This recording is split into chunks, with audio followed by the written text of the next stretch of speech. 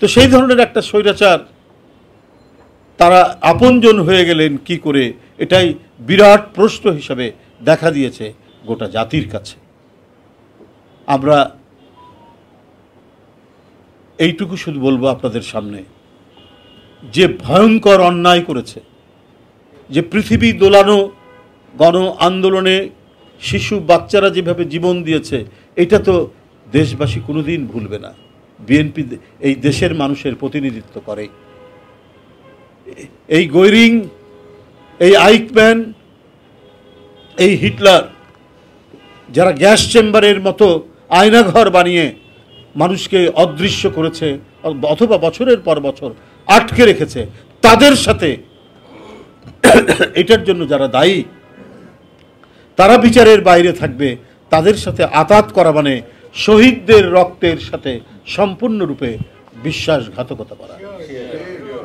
আমরা এমন একটি রাজনৈতিক দল যাদের স্বাধীনতা যুদ্ধে অবদান রয়েছে, গভীরভাবে স্বাধীনতা সার্বভৌমত্বে বিশ্বাসী, আবার একইভাবে গণতন্ত্রে বিশ্বাসী।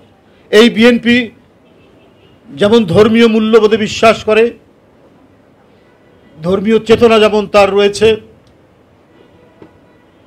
সংখ্যাগরিষ্ঠ মানুষ মুসলমান, তাদের মধ্যে যে ইসলামী মূল্যবোধ রয়েছে, সেই মূল্যবোধের প্রতি যেমন বিএনপি শ্রদ্ধাশীল, তেমনি হাজার হাজার বছরের আমাদের যে ইতিহাস, আমাদের যে সংস্কৃতি, আমাদের যে ভাষার যে চর্চা হয়ে আসছে, আমরা সেটাকেও গভীরভাবে শ্রদ্ধা করি, সেই চর্চা করতে আমরা অভ্যস্ত। আমরা কোনো একমাত্রিক দেশ নয়। একটি রাজনৈতিক দলকে দেখেছি যে তারা এই যে আমাদের দেশের যে ধর্মীয় মূল্যবোধ এবং ইসলামী মূল্যবোধকে এটাকে দমন করে একটি ভিন্ন একটা মাত্রার মানে চেহারা দেওয়ার চেষ্টা করত আওয়ামী লীগ। আবার কেউ কেউ আমাদের ভাষা সংস্কৃতির যে ঐতিহ্য, আমাদের কৃষ্টি কালচারের যে ঐতিহ্য, আমাদের যে লোকজ সংস্কৃতির যে চর্চা, সেটাকে বাদ দিয়ে শুধুমাত্র ধর্মের উপর নির্ভর করত। এই একমাত্রিকতার বাইরে বিএনপি বহুমাত্রিক দল।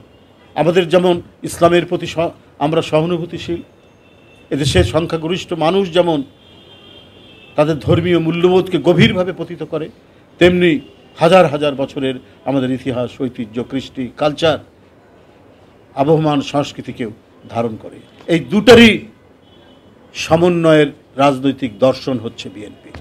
আমরা একমাত্রিক রাজনৈতিক দল নই, এটাই হচ্ছে আমাদের বিশ্বাস বন্ধুরা আমার। এই কারণেই আজকে সর্বাধিক জনপ্রিয় রাজনৈতিক দল। আরেকটা হচ্ছে যে নীতি, রাজনীতি থাকলে নীতি থাকতে হবে, সেই প্রখর নীতিবোধ সম্পন্ন রাজনৈতিক দল বিএনপি। বলেছি শেখ হাসিনা স্বৈরাচার, শেখ হাসিনা ফ্যাসিস্ট, শেখ হাসিনা দুর্বৃত্ত, শেখ হাসিনার লোকরা টাকা পাচার করে, হরিলুট করেছে। এখন প্রতিদিন তো এই সমস্ত সংবাদ প্রকাশিত হচ্ছে, যেমন সে ক্ষমতায় থাকতেও প্রকাশিত হয়েছে নানাভাবে। দেশে হয়তো প্রকাশ করা খুব মুশকিল হতো, কিন্তু তারপরেও বিভিন্ন কায়দায় হয়েছে। কিন্তু বিদেশে আন্তর্জাতিক গণমাধ্যমেও তার যে বিভিন্ন কর্মকর্তাদের লোমহর্ষক টাকা পাচার এবং কুকর্ম প্রচারিত হয়েছে, প্রকাশিত হয়েছে। তো এই যে পরিস্থিতি, এই পরিস্থিতি থেকে আমরা সত্যিকার অর্থে শান্তি, স্বস্তি এবং কথা বলার স্বাধীনতা নিয়ে, বহু দলের মতামত নিয়ে আপনার মানে যে রাজনৈতিক ব্যবস্থা গড়ে উঠবে, আমরা সেই প্রত্যাশায় আমরা করব অন্তর্বর্তীকালীন সরকারের কাছ থেকে। বিএনপি ওটাতেই বিশ্বাস করে। আমার বিরুদ্ধে কেউ যদি কিছু বলে, তার বলার সেই স্বাধীনতা আছে, আমিও তার বিরুদ্ধে বলার স্বাধীনতা, দুটাই যেন সমানভাবে মিডিয়ায় প্রকাশিত হয়। এটাই হচ্ছে বহুদলীয় গণতন্ত্রের মূল চেতনা, এটাই হচ্ছে বহুমাত্রিকতা। আমি অন্তর্বর্তীকালীন সরকারের উদ্দেশ্যে বলবো যে কিছু কিছু ডিপার্টমেন্টে, বিশেষ করে শিক্ষা ডিপার্টমেন্টে বিশেষ মতাদর্শের মানুষদেরকে বসানোর আমরা লক্ষ্য করছি, নানাভাবে লক্ষ্য করছি।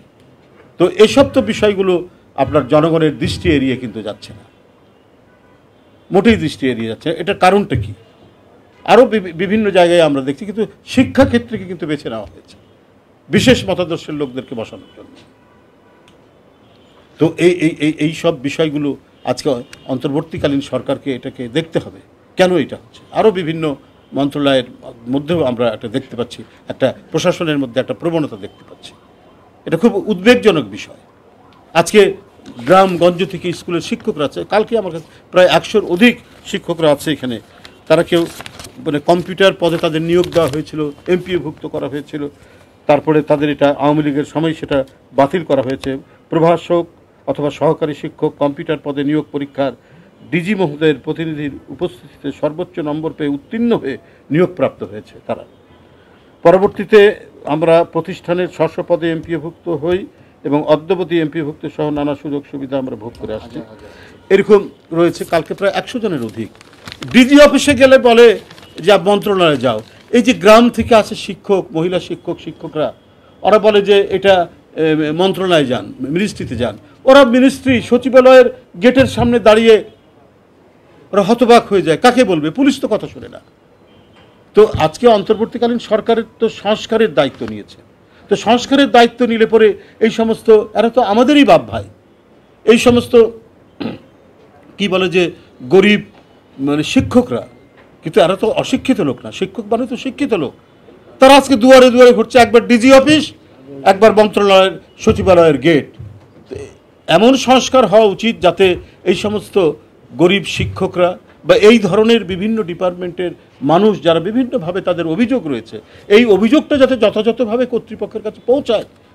তারা যেন এই ঢাকা শহরের অলিতে গলিতে মানে ফুটপাতের উপর শুধু মানে ঘুরে বেড়াতে থাকবে, আর ছিনতাইকারী আর মাস্তানরা তাদের সব কিছু কেড়ে নেবে, এটা হতে পারে না। এটা এক ধরনের বড় সমস্যা বলেই আজকে আপনাদের সামনে উল্লেখ করলাম। মানুষ অন্তর্বর্তীকালীন সরকারের কাছ থেকে এই বিষয়গুলো চায়, এই সংস্কারগুলো হওয়া দরকার। ডিজি অফিসে গিয়ে ডিজির সাথেও কথা বলতে পারে না, তার লোক এসে বলে যে তোমরা সচিবালয়ে যাও, সচিবালয়ে ঢুকতেই পারে না। এই বিষয়গুলো আসলে সবার দেখা উচিত। আমি আর বক্তব্য দীর্ঘায়িত করব না। এইরকম পরিস্থিতির মধ্যে দিন যাপন করতে হচ্ছে। আমরা আশা করব যে শেখ হাসিনার পতনের মধ্যে দিয়ে যে সুবাতাস, শান্তির সুবাতাস বা নিঃশ্বাস নেওয়ার যে পরিবেশ তৈরি হয়েছে, এই নিঃশ্বাস নেওয়ার পরিবেশটা যেন অক্ষুণ্ণ থাকে। আমরা যেন গণতন্ত্রের উত্তরণের জন্য অবাধ সুষ্ঠু নির্বাচনের যে পরিবেশ হওয়া দরকার সেটাও নিশ্চিত করা দরকার, করে আমাদের রাজনৈতিক ব্যবস্থার যে পাকাপোক্ত একটা গণতান্ত্রিক ধারা সৃষ্টি হয় সেই দিকেই আমাদেরকে যেতে হবে। এই জন্য অন্তর্বর্তীকালীন সরকার যথাযথ পদক্ষেপ এবং যথাযথ তারা সংস্কার করে সেই দিকে